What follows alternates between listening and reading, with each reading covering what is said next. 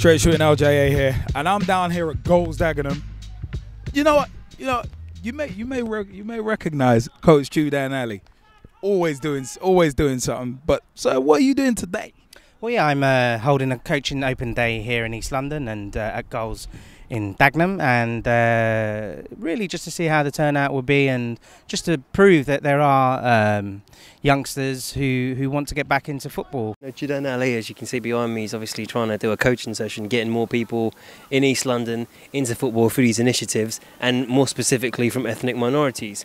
So when you talk about sort of Indian backgrounds and stuff, there isn't that many people in Premiership football. In fact, there isn't any Indian or Asian person in Premiership football. So something has to be done about that. Football is, a medium that brings everyone together, regardless of abilities, sex, gender, race, cultures, etc. So, come out and play. And I think the British Asian parents need to start embracing the fact that their sons and daughters can actually come out to an area like this, maybe on a Sunday or an evening, without any problems, without any form of fears of danger towards their children, because that's the message I'm actually getting back, that the youngsters don't really want to, whether they want to and their parents aren't allowing them out.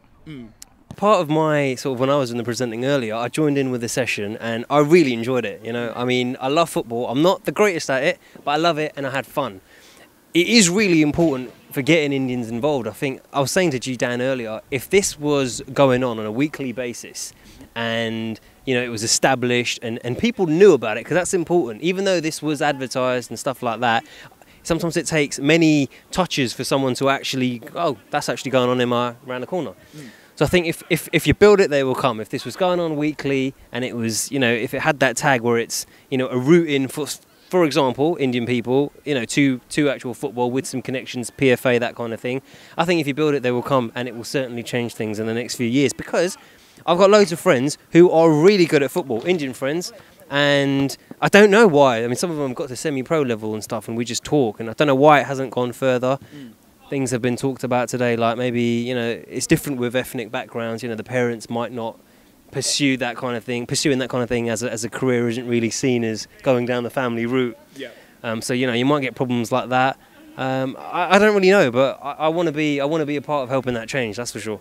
In terms of the lack of, especially British Asian coaches in the Premier League, and also black ethnic minority coaches in the Premier League, how important do you think Judan's work is in trying to redress that balance? I think it's really important, because if we look at, I'm sure in terms of the recent research and stats, there's probably I think 2 or 3 from the BME community, and in terms of Asians within that, well, I don't really need to tell you the figures, there aren't any. So for somebody like Judan, I think it's really important, because it just shows that actually it is a career that we can undertake. Because I think perhaps in terms of addressing barriers, that might be one. Is it seen as a profession? I think that's debatable, because in most cases it's probably not.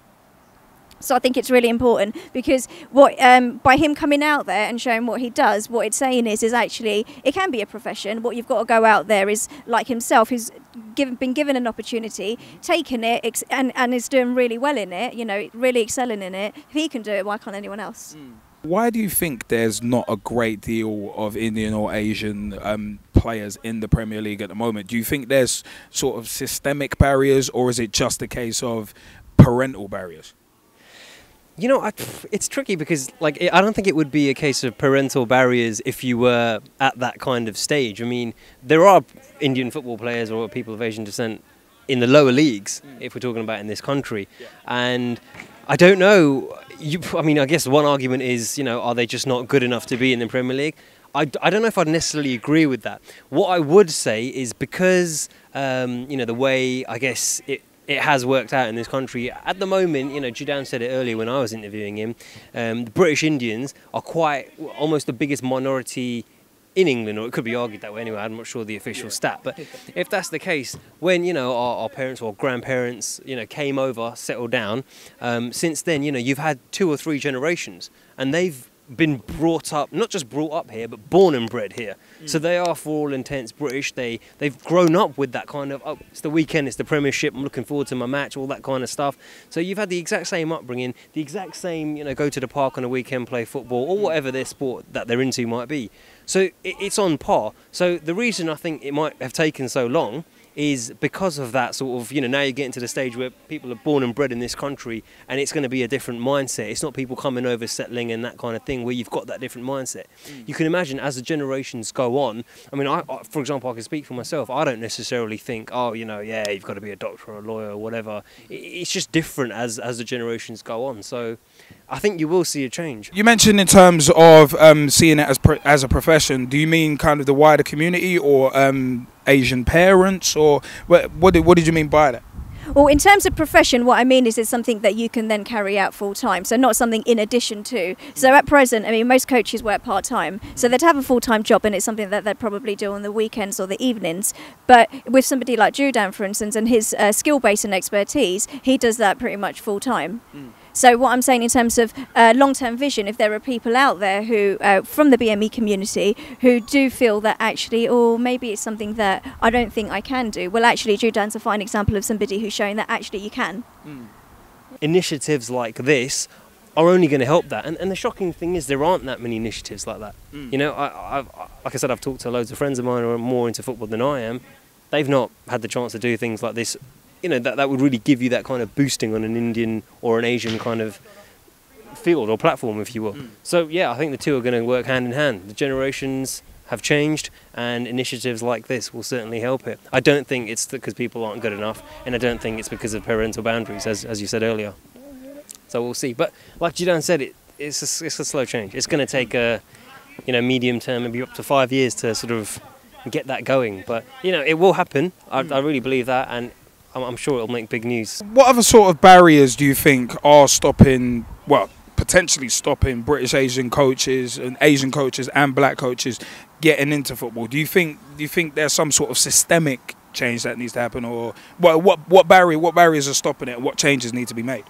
The thing is, I think, people are very quick to criticise the FA, and I think that actually what we need to think about is our own attitudes before we do that, because there are projects, things, like Kick It Out, for instance, Give Racism the Red Card, and so on. There are projects out there that do cater for the BME community. And if we look at something recent, for instance, the bursary scheme, I mean, I don't know if people would even know about that. The bursary scheme out there that would help BME coaches pay for going on coaching courses and try and get them into working in a centre of excellence or academy system.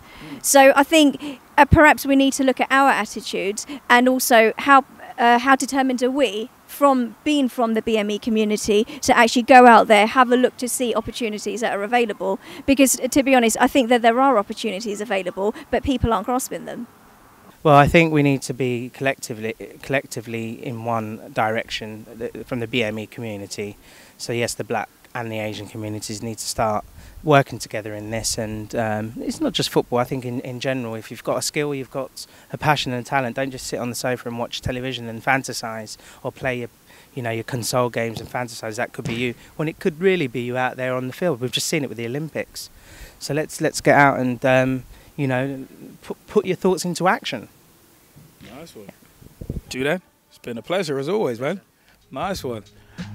I remember at Judan Ali on Twitter to keep up with him and keep up with the latest of what's going on. Remember, I've been straight shooting LJA on behalf of myself, Jezzy Fizzle, and the Gman holding the camera as well. It's been a pleasure. Catch you next time.